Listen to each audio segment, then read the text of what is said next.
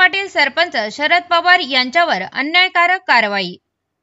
जिल्हा बंदी मागे घ्यावी व जिल्ह्यात ओला दुष्काळ जाहीर करा, महाविकास आघाडीची मागणी। राजकीय दबावामुळे बोगस कारवायांचा आरोप खासदार निलेश लंके यांचे अप्पर जिल्हा अधिकाऱ्यांना निवेदन। अहिल्यानगर चिंचोडी पाटील ग्रामपंचायतीचे सरपंच शरद खंडेराव पवार यांच्यावर झालेल्या जिल्हाबंदीची कारवाई मागे घ्यावी व जिल्ह्यात ओला दुष्काळ जाहीर करण्याची मागणी महाविकास आघाडीच्या वतीने करण्यात आली आहे। बुधवारी दिनांक 24 सप्टेंबर खासदार निलेश लंके यांच्या नेतृत्वाखाली महाविकास आघाडीच्या शिष्टमंडळाने अप्पर जिल्हा अधिकारी शैलेश हिंगे यांची भेट घेऊन निवेदन दिले। या प्रसंगी शिवसेना जिल्हा प्रमुख शशिकांत गाडे, युवा सेनेचे विक्रम राठोड, जिल्हा परिषद उपाध्यक्ष प्रताप पाटील शेळके, सदस्य बाळासाहेब हराळ, संतापराव म्हस्के, सभापती प्रवीण कोकाटे, बाबासाहेब गुंजाळ, तालुका प्रमुख राजेंद्र भगत, डॉक्टर मारुती ससे, आबासाहेब कोकाटे, प्रकाश पोटे, अत्तर खान, मतीन सय्यद आदींसह महाविकास आघाडीचे नेते, पदाधिकारी, कार्यकर्ते व चिंचोडी पाटील ग्रामस्थ आणि महिला मोठ्या संख्येने उपस्थित होत्या। दिलेल्या निवेदनात म्हटले आहे की शरद पवार यांनी मागील 10 वर्षात ग्रामपंचायत सदस्य, उपसरपंच, सरपंच पदावर कार्य केले असून समाजकारण भरीव योगदान दिले आहे। त्यांनी बाजार समिती, पंचायत समिती निवडणुका लढवून शेतकऱ्यांच्या सर्वसामान्यांचे प्रश्न आंदोलनातून शासन दरबारी मांडले। सत्ताधारी व प्रशासन खऱ्या शेतकरी समस्यांकडे दुर्लक्ष करून महाविकास आघाडीच्या कार्यकर्त्यांचा आवाज दाबण्याचा प्रयत्न करत असल्याचा आरोप करण्यात आला आहे। त्यामुळे सदर दोन्ही कारवाया त्वरित मागे घ्याव्यात, तसेच महाविकास आघाडीच्या कार्यकर्त्यांवर दाखल होणारे बोगस गुन्हे व कारवाया थांबवण्याची मागणी करण्यात आली आहे। शेतकऱ्यांच्या शेतात 2 ते 3 फूट उंचीपर्यंत पाणी साचले असून पीक पूर्णतः पाण्याखाली गेले आहेत। ओढे नाले भरून वाहत असून वाड्या वस्त्यांना जोडणारे छोटे मोठे पूल वाहून गेले आहेत। जनावरांच्या चाऱ्याची तीव्र टंचाई निर्माण झाली आहे। दळणवळणाचा प्रश्न बिकट झाला आहे। या परिस्थितीमध्ये जिल्ह्यातील शेतकरी, शेतमजूर व ग्रामस्थ हतबल झाले असून उपजीविकेवर गंभीर परिणाम झाला आहे। यामुळे दुष्काळ जाहीर करून नुकसानग्रस्त शेतकरी व ग्रामस्थांना तातडीने मदत देण्याची मागणी महाविकास आघाडीच्या वतीने करण्यात आली आहे।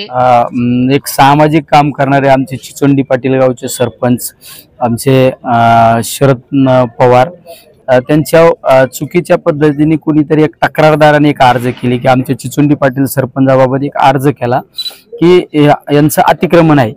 त्याबाबत पंचायत समितीने चौकशी केली।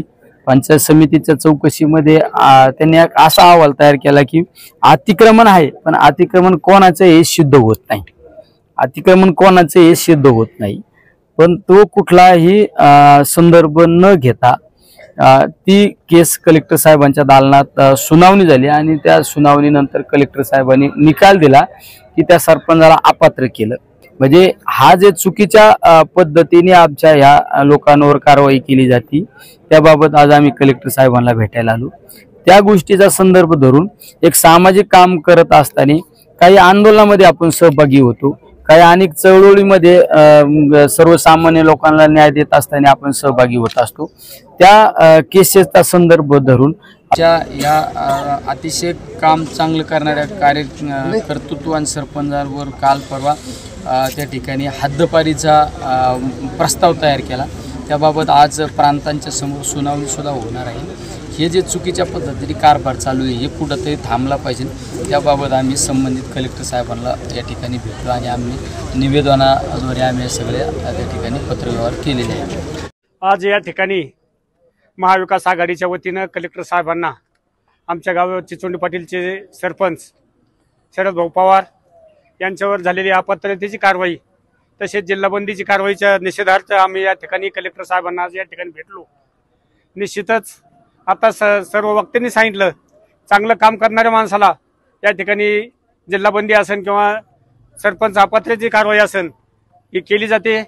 मी तर यापुढे सांगू इच्छितो की सरपंच साहेब आपल्याला जर दुश्मन तयार करायचे असतील तर यापुढे कुऱ्हाडी घ्यायची गरज नाही, कोणाला शिव्या द्यायची गरज नाही, तलवारी घ्यायची गरज नाही किंवा बंदूक घेऊन मागे लागायची गरज नाही। फक्त तुम्ही चांगलं काम केलं की तुम्हाला आपोआप दुश्मन तयार होतात, या निमित्ताने सांगू इच्छितो। आणि यामध्ये खूप मोठा राजकीय हस्तक्षेप आहे। आपण पाहतो 15 दिवसामध्ये त्यांचं हे पद जात आहे, सरपंच पद जात आहे आणि 15 दिवसांनी पुन्हा अपात्र करून त्यांना जिल्हाबंदीची नोटीस येते। अहो तुम्हाला सांगू इच्छितो की 40 आमदार फुटले, पक्ष फुटला, चिन्ह गेलं, सगळं गेलं, त्याचे काय अजून निकाल लागले नाही. आमचा निकाल 15 दिवसात 2 निकाल लागले. इतकं फास्ट कोणत्या कोर्टामध्ये घेतलं की इतकं फास्ट ट्रॅक कोर्टात घेतलं, कशात घेतलंय की लगेच अर्जंट 15 दिवसामध्ये 2 निकाल लागले. आणि आता पोटे साहेब यांनी काय केलं की त्यांना एकदम जिल्हाबंदीची नोटीस पाठवलेली आहे. एकदम चांगलं काम करणारा माणूस. मी तर यापुढे असंही सांगू इच्छितो, काही नेत्यांची मुलं आहेत ते काही काम करू शकत नाहीत, पण सर्वसामान्याचा मुलगा इतकं मोठं काम करू शकतोय म्हणून या नेत्यांना सुद्धा वाईट वाटत असेल की आपला मुलगा आज चांगलं काम करीत नाही. सर्वसामान्याचं मुलं इतकं चांगलं काम कसं काय करू शकतात म्हणून त्यांना सुद्धा वाईट वाटलं असेल. आणि त्यांच्या त्या द्वेषापोटी त्यांनी आमच्या सरपंच साहेबावर सरपंच अपात्रतेची कारवाई असेल किंवा जिल्हाबंदीची कारवाई असेल ही केलेली आहे, तर त्यांनी ती कारवाई मागे घेतली पाहिजे. नाही यापुढे न्यायालयीन लढाई तर चालूच आहे, पण मोठ्या प्रमाणामध्ये आमच्या गावात उद्रेक होऊ शकतो. महिला भगिनी या ठिकाणी उपस्थित आहेत, ते चांगलं काम केलं त्यामुळे त्यांच्या महिला भगिनी त्या ठिकाणी उपस्थित आहेत. निश्चितच मी कलेक्टर साहेबांना या ठिकाणी सांगू इच्छितो की आपण केलेली कारवाई या ठिकाणी मागे घ्यावी असं मी तुम्हाला विनंती करतो आणि थांबतो. खरंच जर एखादा व्यक्ती या नगर तालुक्यात त्याच्या गावातील प्रत्येक नागरिकाला न्याय देण्यासाठी जर लढत असेल तर ते आमचे मित्र आणि महाविकास आघाडीचे नेते चिचोंडी पाटीलचे सरपंच शरद पवार आहेत. मागच्या आपण कितीतरी वर्षांपासून पाहतो की हा व्यक्ती तळमळीने प्रत्येकाचे प्रश्न मार्गी लावण्यासाठी या ठिकाणी प्रशासनाला अंगावर घेत असतो, प्रशासनाशी झगडत असतो. वेळ प्रसंगी एका गोरगरीब माऊलीची जमीन ज्यावेळेस एका नराधमाने त्याच्या नावावर करून घेतली, शासनाला हातात धरून, त्यावेळेस शरद पवार 9 दिवस त्या ठिकाणी उपोषणाच्या मातेसोबत होते. अरे पण जर एखाद्या सर्वसामान्याचा प्रश्न जर मार्गी लागत असेल आणि जर कुठला तरी मोठा एक व्यक्ती मध्ये येत असेल आणि एक सर्वसामान्य सरपंच लढतोय, हे जर तुमच्या डोळ्यात खूपच असेल. राजकारण तर भरपूर झालं, राजकारण्यांनी राजकारण करणं इथपर्यंत ठीक होतं, परंतु आता अधिकारी सुद्धा या राजकारणात उतरलेत असं वाटतंय. कुठलाही दोष नाही, कुठलाही अतिक्रमण नाही, अहिल्यानगर तालुक्याच्या बीडीओंकर असा कुठलाही पुरावा नाही का ज्यांच्या शरद पवार यांचं अतिक्रमण आहे. परंतु केवळ आणि केवळ सर्वसामान्याला मदत करणारा, त्यांच्यासाठी धावून जाणारा माणूस, याच्यावरती त्यांनी सरपंच अपात्रतेची कारवाई केली. याच्यावरच थांबले नाही. मागच्या 3-4 दिवसापूर्वी ह्याच लोकांनी राजकारण्याला हाताशी धरून ह्या अधिकाऱ्यांनी शरद पवार यांच्यावर जिल्हाबंदीची सुद्धा कारवाई केली. त्यांनी काय खून केलेत, मर्डर केलेत का दरोडे टाकलेत? एकच गुन्हा आहे त्या माणसाचा की तो सर्वसामान्यांच्या हाकेला रात्रंदिवस त्यांनी वाहून घेतलेलं आहे. मी पुन्हा एकदा प्रशासनाला सांगतोय का तुम्ही या गोष्टीमध्ये राजकारण करू नका.